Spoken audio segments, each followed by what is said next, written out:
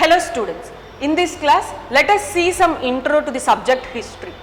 అసలు హిస్టరీని స్టార్ట్ చేసేటప్పుడు మనం ఎట్లా చదువుతాం, హిస్టరీని ఎట్లా డివైడ్ చేస్తాము అనేది ఈ క్లాస్లో చూద్దాం. అసలు ఫస్ట్ ఆఫ్ ఆల్ మనం ఒక కంట్రీ ఒక రీజియన్ హిస్టరీ చదువుతున్నాము అంటే మనకు సర్టెన్ సోర్సెస్ ఉంటేనే హిస్టరీని చదువుతాం. సోర్సెస్ అంటే ఏంటి అంటే మనకు దేన్ని బేస్ చేసుకొని ఆ టైం పీరియడ్ని చదువుతున్నాం. బేసికల్గా హిస్టరీ అంటే స్టడీ ఆఫ్ పాస్ట్ అని, పాస్ట్ని చదవడం.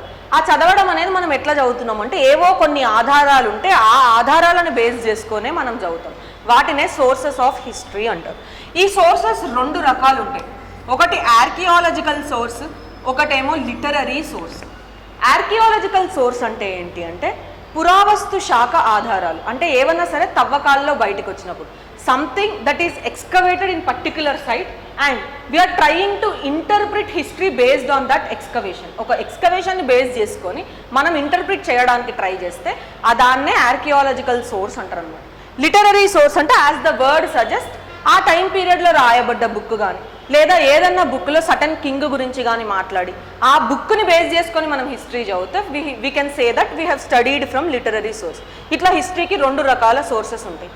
Based on the availability of sources history can be divided into 3 parts. మనకి దొరికే ఆధారాలను బట్టి హిస్టరీని 3 రకాలుగా డివైడ్ చేసుకోవచ్చు. అవేంటి అంటే ఫస్ట్ది ప్రీ హిస్టరీ, సెకండ్ది ప్రోటో హిస్టరీ, థర్డ్ది హిస్టరీ అనమాట. నా డిపెండింగ్ ఆన్ అవైలబుల్ సోర్సెస్ ఈ డివిజన్ చేసినాం. ఆ అవైలబుల్ సోర్సెస్ ఏంటి? Archaeological source, literary source. Pre history అంటే time period where only archaeological sources are available and absence of literary source is seen is known as prehistory.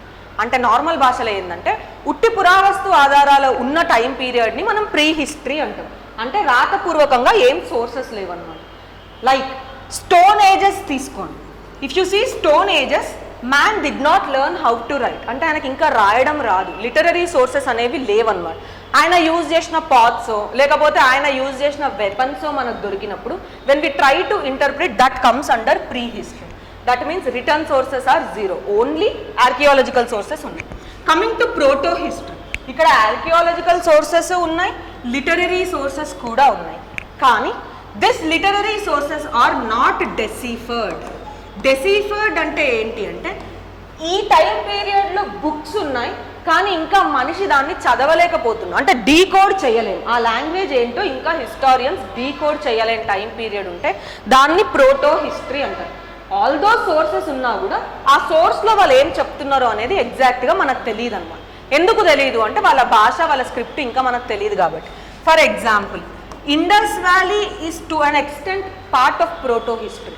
Indus వ్యాలీని proto history ఎందుకు అంటున్నాం అంటే we know that Indus వ్యాలీలో script ఉంది, అంటే పిక్టోగ్రఫిక్గా వాళ్ళు రాసుకున్నారు, బోర్డ్స్ ఉన్నాయి, సీల్స్ ఉన్నాయి, కానీ ఎగ్జాక్ట్గా ఏమని రాసుంది అనేది తెలియదు అనమాట.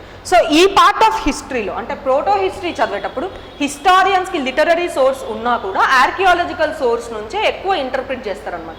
Because lack of knowledge of their script, ఆ స్క్రిప్ట్ ఇంకా తెలియకపోవడం, లేకపోతే సోర్సెస్ ఉన్నా అంటే లిటరరీ సోర్సెస్ ఉన్నా కూడా ప్రాపర్ ఎక్స్టెంట్గా లేకపోవడం వల్ల దాన్ని ప్రోటో హిస్టరీ అని అంటాం. అగైన్ నౌ హిస్టరీ అంటే both archaeological sources and literary sources రెండు ఎగ్జాక్ట్ క్వాంటిటీలో అంటే మనకు కావాల్సినంత మోతాజులో కరెక్ట్గా తెలుసుకోవడానికి అన్ని అవైలబుల్ ఉన్న పార్ట్ని హిస్టరీ అని అంటాం అనమాట. ఇట్లా హిస్టరీని 3 different పార్ట్స్గా డివైడ్ చేసి చదువుతాం. This division is based on the availability of sources. ఆ సోర్సెస్ ఆర్కియాలజికల్, లిటరరీ, ఈ సోర్సెస్ని బేస్ చేసుకొని హిస్టరీని ఇట్లా 3 different పార్ట్స్గా డివైడ్ చేసి చూస్తాం. అందులో ఫస్ట్ ప్రీ హిస్టరీని చూస్తాం, followed by proto and history. ఈ హిస్టరీలో again we will see ancient, medieval, modern అట్లా డిఫరెంట్గా చూస్తాం. Thank you.